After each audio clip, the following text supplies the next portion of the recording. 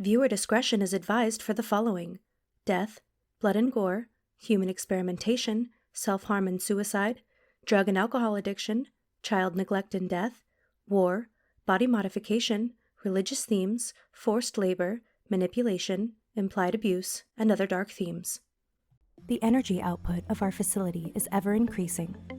You have proven that you are much more capable than you originally perceived yourself to be. The high echelon is watching you. Our founder, A, is among them. What do you know about A? A. He is a visionary. A farmer who sowed seeds on a virgin soil no one had approached before.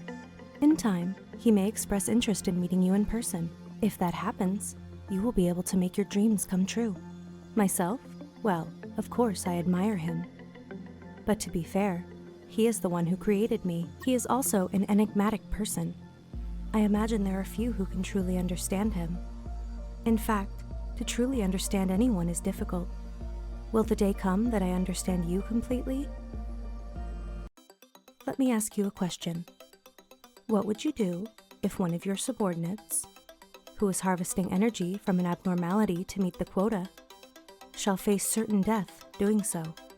This is a very basic question, so I am certain you know the right answer. We must continue producing energy. That is not the perfect answer I was expecting.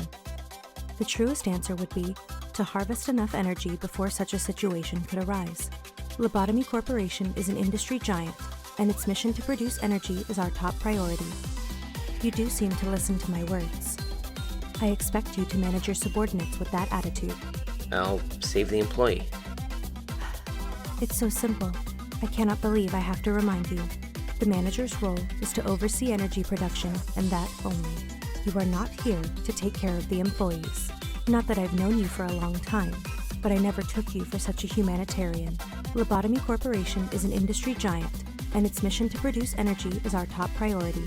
It was such a simple question for me, however, mayhaps not for you. If I were human, how disappointing, is what I would have said. Please do not worry, I will not make such a statement. I'm an AI after all. Manager, among these three letters of the alphabet, A, B, or C, which would you select? I'll pick A. So you've picked one? Good. Now, please listen carefully.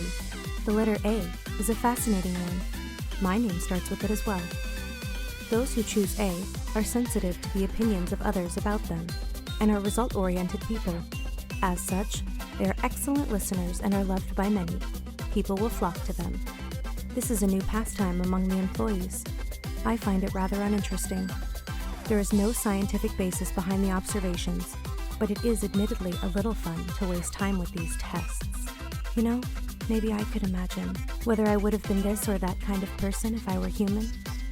Is it too odd for me to think about that? Why not B? So you've picked one? Good. Now, please listen carefully. People who choose B are detail-oriented.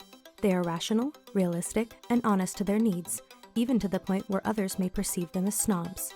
However, the pursuit of practical interest and the tendency to avoid loss will lead them to success. Personally, I dislike the letter B. This is a new pastime among the employees.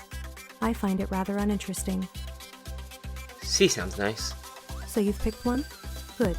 Now, please listen carefully. All right, the letter C. Not a bad choice. Persons who select C believe that the process is more important than the outcome. Therefore, they are good at planning ahead and enjoy change. They will be able to gain insight and attain inner growth without being confined by the rules.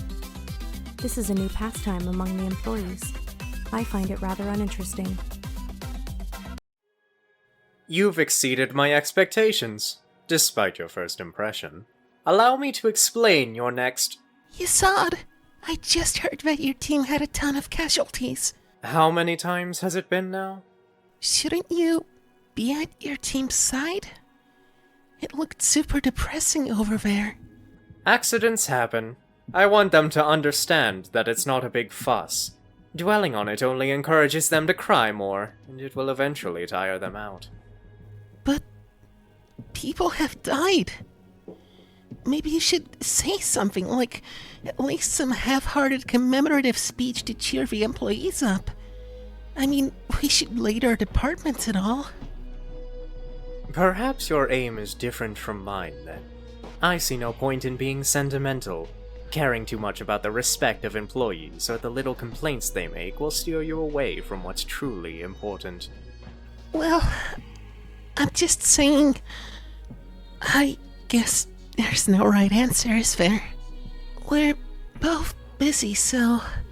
I'll see you later. What do you think, Manager?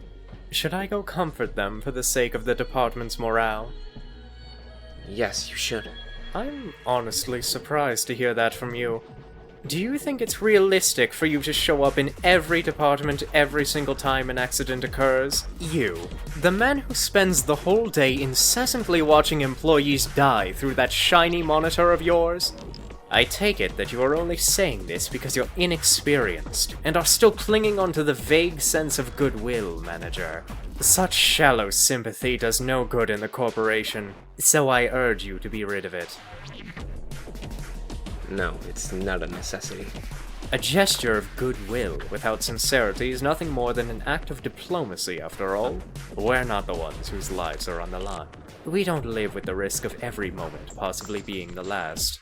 Nor are we always so close to death's touch as to not have any attachment to life or worldly values. I disagree with the way Hod copes with it. She just seeks to comfort her own mind and turns a blind eye to reality. It'd be much more helpful to work hard to find ways to minimalize casualties in the future.